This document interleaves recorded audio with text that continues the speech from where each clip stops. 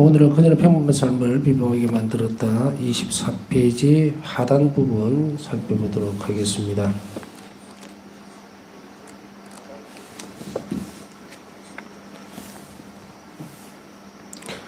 내일이 월피정이 있는 날인데 둘째 주에 하다가 셋째 주로 이렇게 시간표를 바꾸고 나면 오고 싶어하는 사람들도 시간이 좀 안 맞는 것 같다는, 좀 안타깝기는 하지만 어떻겠습니까? 어쨌든 내일은 월피정이 있는 날입니다. 몰랐었는데 하시는 분들 있으면 내일이라도 참석 연락하셔서 참석 여부 알려주시고 오시면 되겠습니다. 파우스타 부분들을 살펴보면 파우스타 성녀의 예수님 순환하는 방법은 굉장히 독특하다, 특별한 방법으로 묵상했다라고 이야기를 합니다. 1기 1512번, 1761번. 왜냐하면 어떤 방법을 썼기 때문에 이럴까? 여러분들 이 부분들은 계속 연구를 해야 됩니다. 여러분 각자에 맞도록. 그 말은 무슨 말이냐면 방법은 분명하게 드러나 있어요.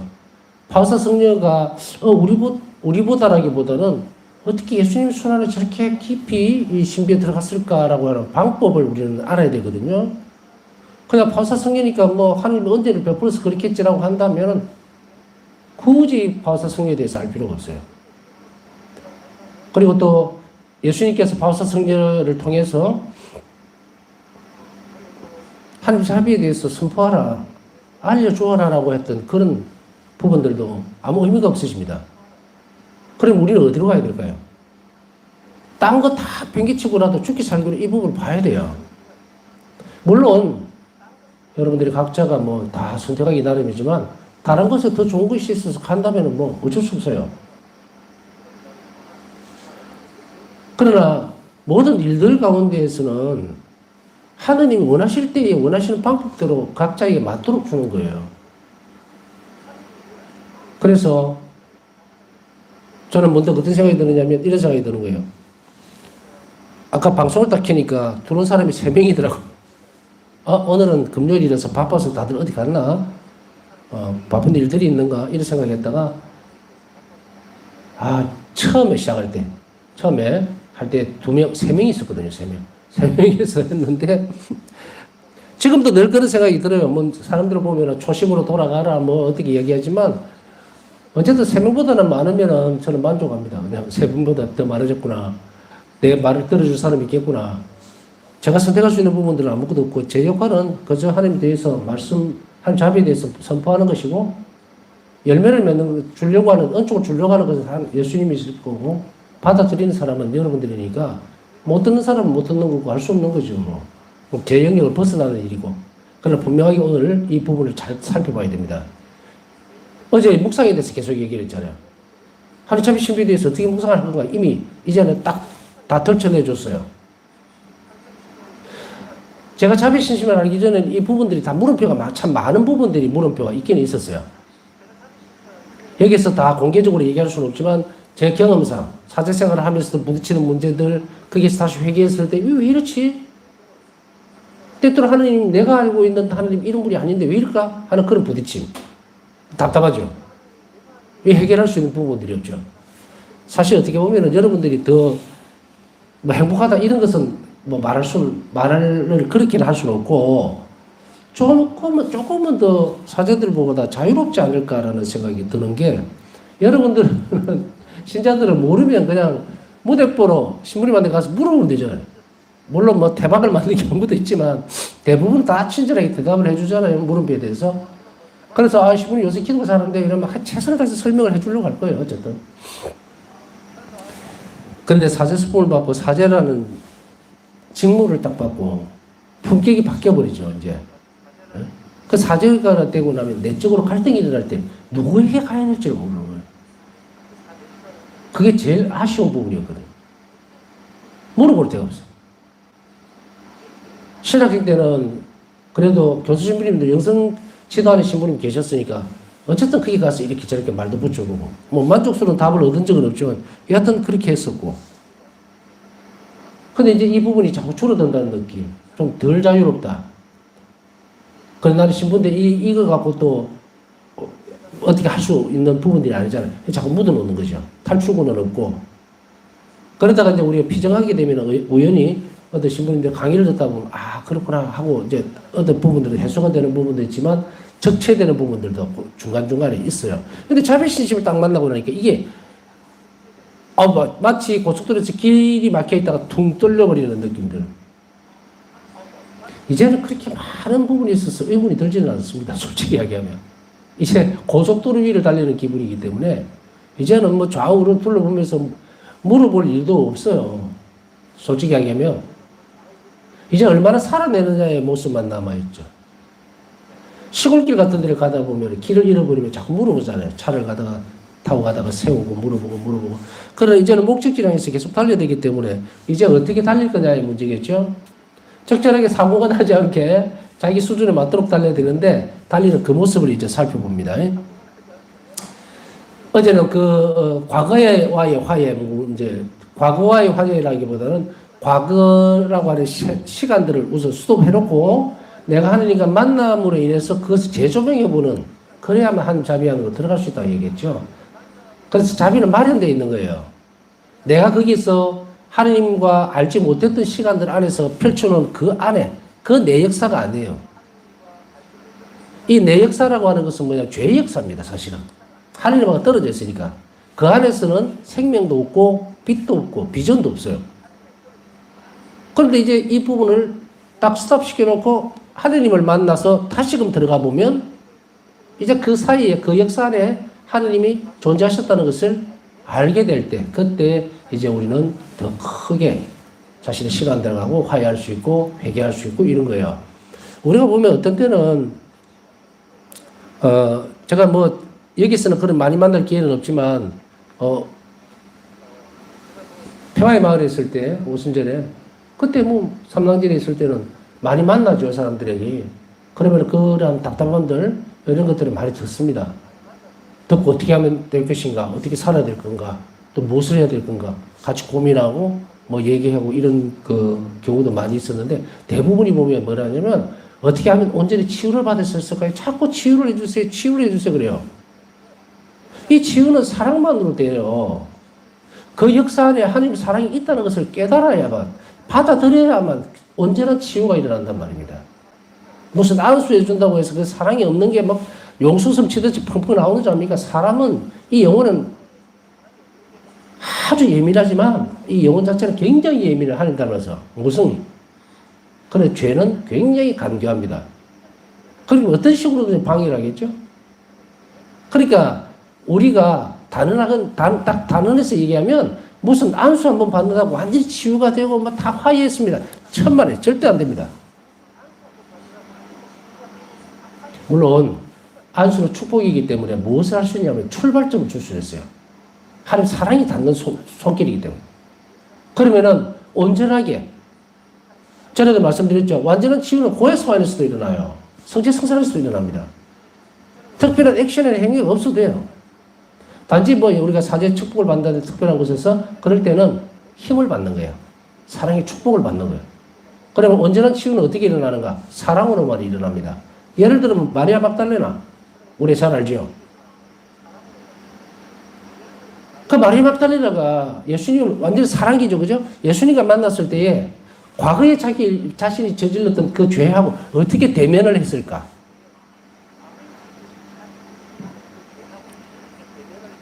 죄로 울룩져 있는 자신을 예수님은 안을 다 들여다보고 있는데 그곳에 어떻게 마주 서 있었을까? 부끄럽고 창피하고 도망가고 싶고 뭐 정말 죽고 싶은 그런 과거의 일들인데 그거가 어떻게 만났을까? 그는 강력한 예수님의 사랑을 깨달았기 때문에 그대로 있은 거예요. 사랑이 더 컸기 때문에 사람들에게 이제 많이 손가락질을 할 거 아니에요, 그죠? 예수님까지 욕먹는 거야. 예수님은 저 여자가 어떤 사람인지도 모르고 저렇게 데리고 다니는가? 또 그 마리아 막달레나 보고는 주제도 모르고 저 거룩한 그 예수님께 저런 게 붙어 있다, 이런 식일 거예요. 그것을 오롯이 그 사람들 속으로만 얘기합니까? 그냥 대놓고. 왜 마리아 막달레나가 부활의 증인이 되었는지 압니까? 제자들에 앞서서 첫 번째는 성모님이 부활의 증인이시고, 두 번째는 마리아 막달레나예요.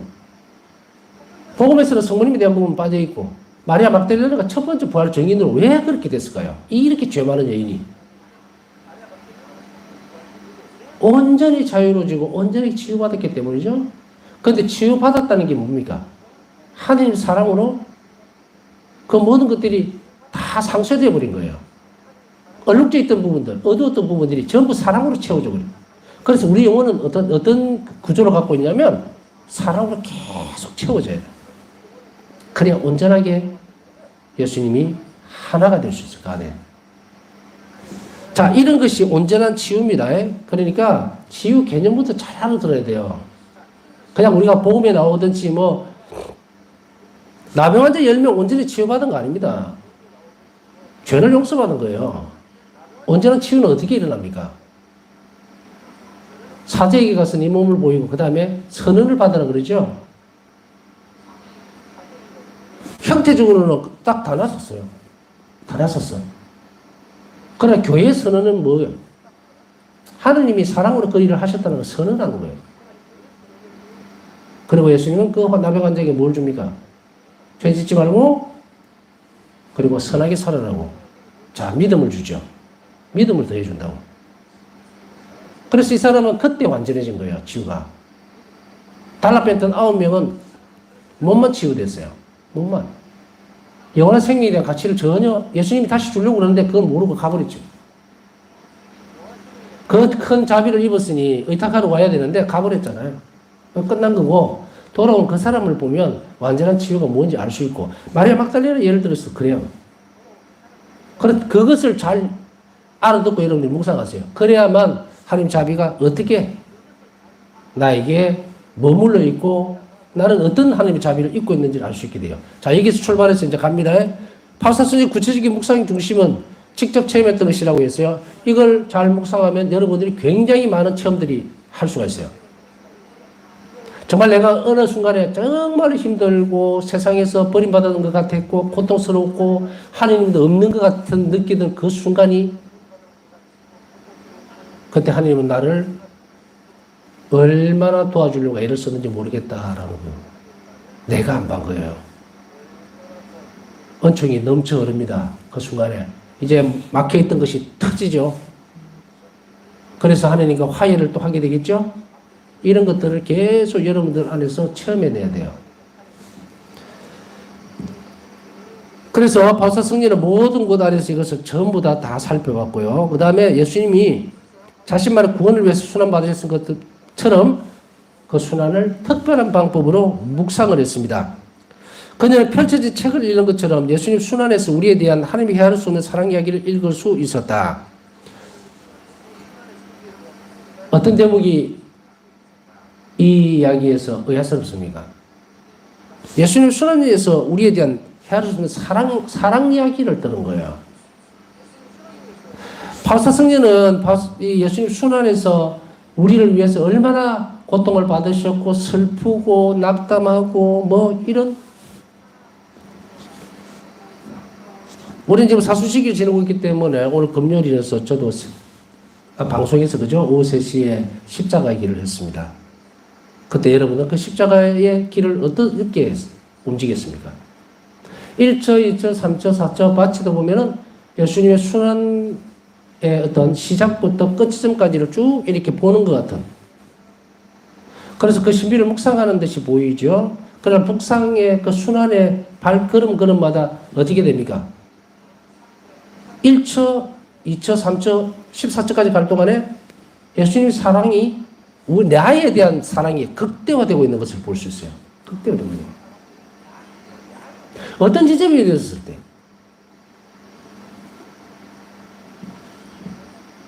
어떤 지점에 이르렀을 때는 어떻게 나에게 어떤 것을 요구하고 어떤 부분에 있어서 베로니카 성녀가 얼굴 닦아드릴 때 예수님은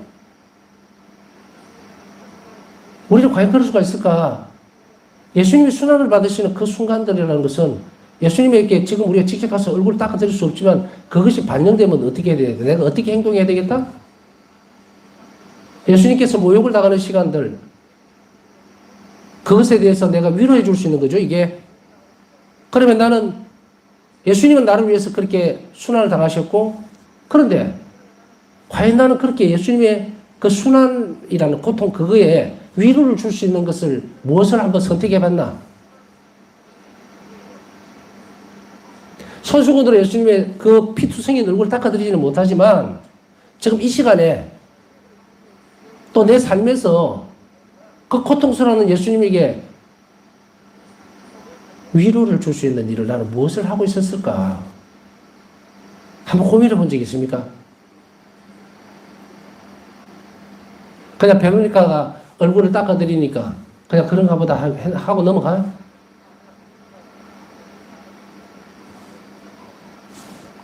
아니면 키리네 사람 시몬이 바로 나였다면, 키리네 사람 시몬도 참 어떻게 보면은 험악한 꼴을 다 당한 거예요.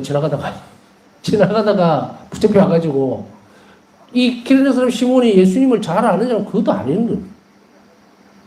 그냥 볼 일이 있어 왔다가 예루살렘 왔다가 잡혀가지고 끄집어내갖고 십자가를 지고 가게.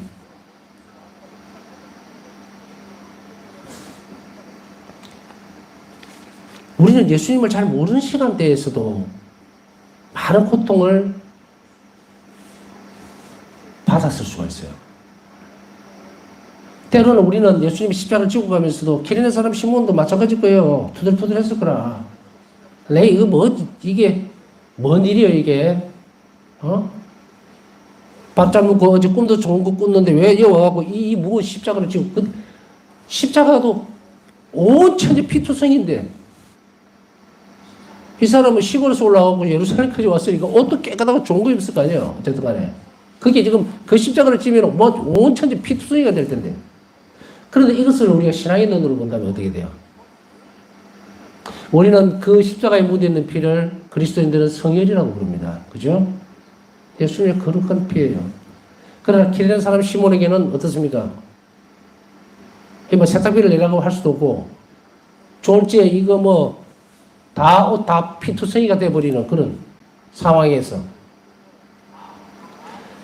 그러나 아무것도 모르는 상황이라 하더라도 적어도 기린 사람 시몬에게 있어서는 정말 그것에서 그 십자가를 지고 가는 그 모습, 거들어주는 그 모습, 물론 로마 병사들이 채찍으로 두들기 패니까 어쩔 수 없이 가기는 가는데, 그러나 기린의 사람 시몬은 자기도 신앙도 없고 아무것도 없어도 그 십자가가 그렇게 옷도 더럽히고 엉망진창이고 피비린내 나고 이러는데 그걸 딱 지는 순간에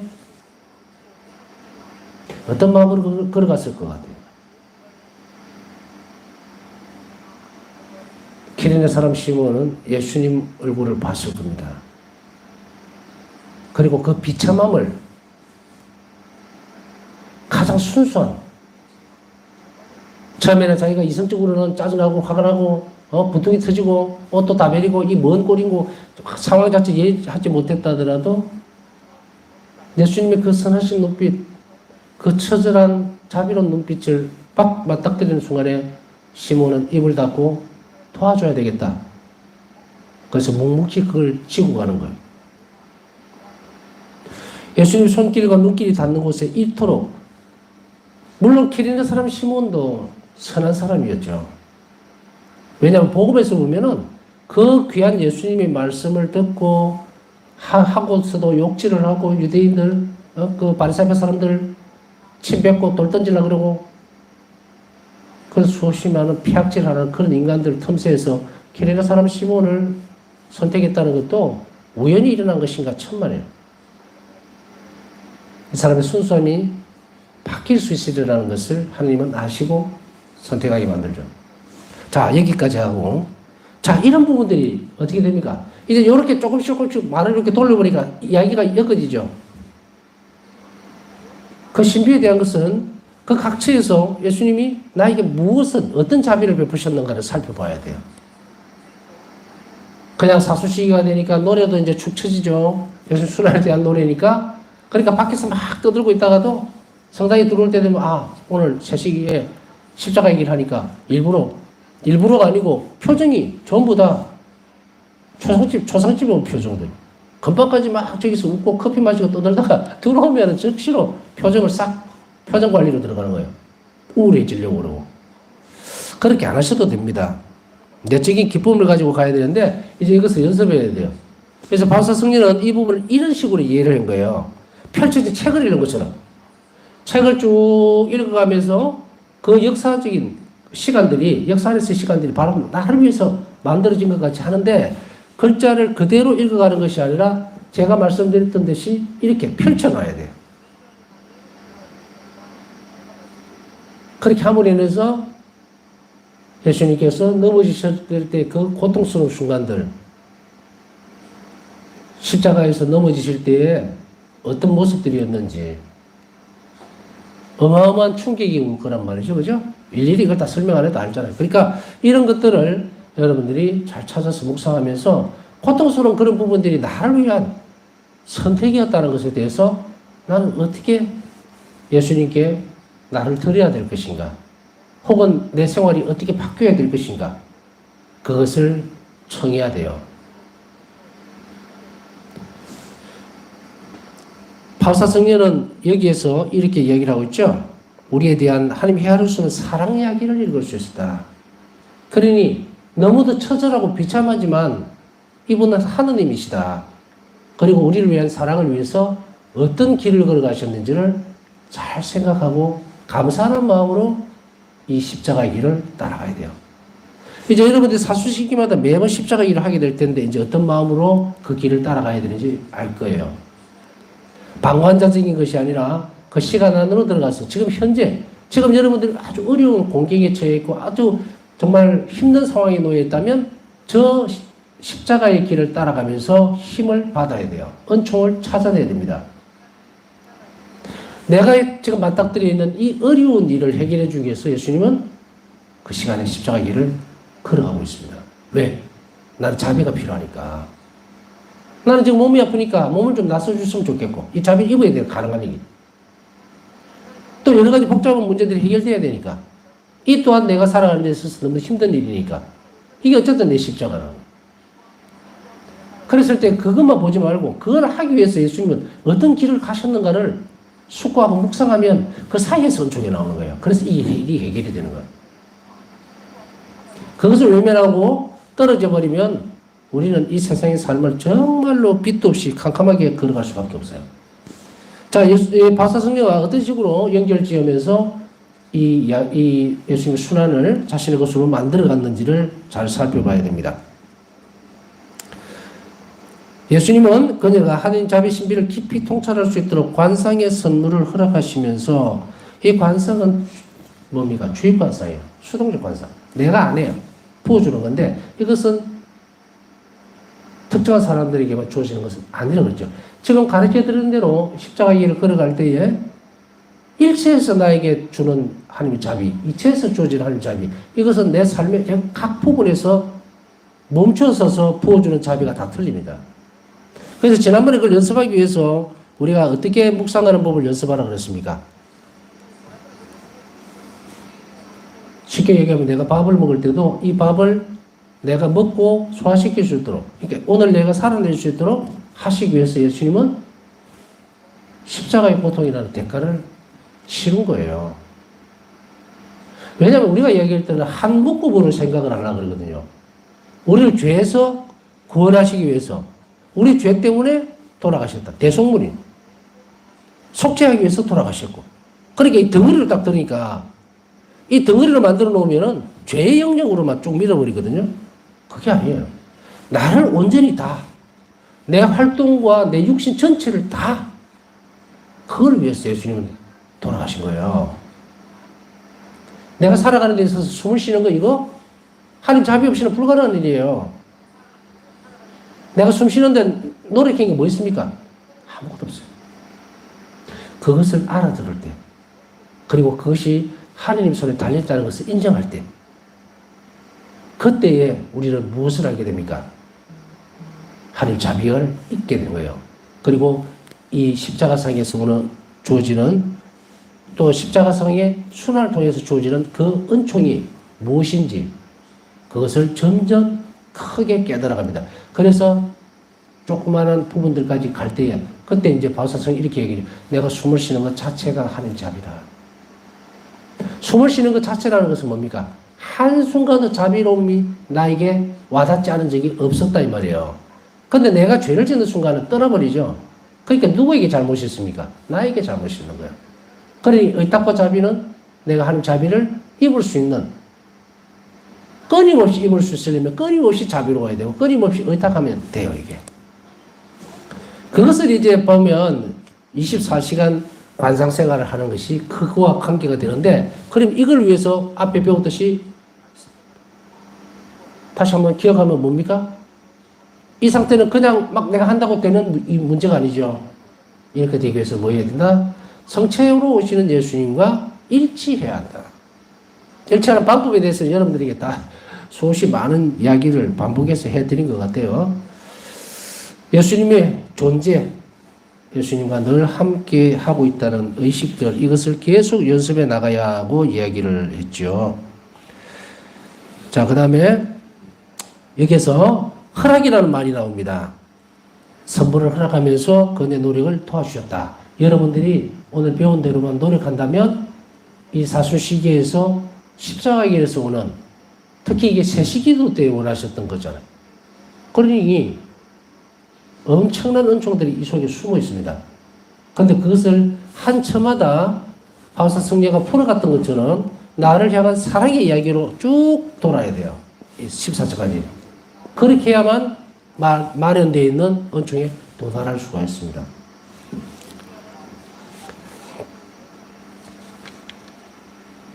바울사 순례는 예수님께 감사드리며 이렇게 적었다. 오 무한하신 하느님, 당신 자비의 신비를 꿰뚫을 수 있도록 허락해 주셨기에, 하느님의 허락의 문제가 반드시 있죠. 그죠? 우리가 하고 싶다고 하는 것은 아니에요. 그러나 우리가 하고자만 한다면 하느님은 늘 우리에게, 그 영혼에게 누구에게든 허락해 줄 수 있다는 것도 알아들을 수 있겠죠. 제 마음은 기쁨으로 녹아내립니다. 모든 것은 당신의 자비로 존재하고 당신의 자비로 끝납니다. 일기 1506번. 그래서 내가 보고 있는 모든 세상 만물, 심지어는 지나가는 바람도 존재하시도록 허락하셨기 때문에 존재하는 거예요. 그대로 되어라 하자 그대로 되었다. 창조 때 우리는 창조주 하나님께서 무엇을 하셨는지 우리는 성경에서 분명히 듣고 알고 있죠. 하나님의 입에서 나오는 말씀으로 존재가 되는 거예요. 그렇다면 내가 존재가 하나님의 말씀으로 존재가 됐다면 그 다음에는 내가 하는 모든 일들이 하나님이 허락해 줘야만 가능한 문제가 되겠죠. 그런데 여기에서 삐딱선을 탈 수도 있다. 뭐 때문에? 원죄 때문에. 본성이 기울어져 버렸으니까. 전에도 많이 말씀드렸지만 이것이 다시 돌아오게 하려면 이 부분들이 되어져야 되는데, 사순시기에 가장 우리가 큰 은총을 받을 수 있는 것은 뭐냐면 이 순환이 바로 나를 위한 것이라면, 하나님 자비는 상상할 수 없을 정도로 엄청나다면 우리가 이 세상에서 두려워할 것은 없어야 됩니다. 걱정거리나 근심, 또 두려움, 죽음까지도. 그것을 몰아내야 됩니다. 그래야만 내 삶이, 우리가 생각을 해보면 간단하죠. 어떻게 보면. 내 삶을 그냥 하나님께 몽땅 맡겨버리면 내가 맞닥뜨리고 살아내는 모든 것들은 전부 다 하느님 일이에요. 지금은 내가 하나님 일과 내 일이 뚝뚝 떨어져 있죠. 하나님 생각을 안 하고 내가 한 시간을 지내게 되면 그 시간 내 시간이거든요. 그럼 어떻게 돼요? 이 일은 내 일이야. 그러니까 뒤죽박죽이 되고 엉망진창이 되더라도 하나님이 개입할 수 있는 시간이 없잖아요. 내가 허락해 주질 않으니까, 이 부분 열어주질 않으니까. 그것을 끊임없이 계속해서 연습해 나가야 되는 거죠.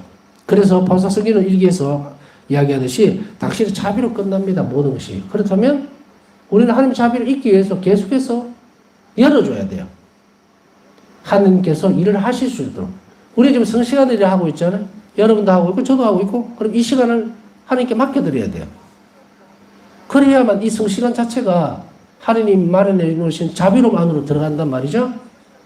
그래야만 이 성시간에서 나는 엄청나게 많은 예비되어 있는 은총을 가져올 수가 있어요. 얻을 수가 있다.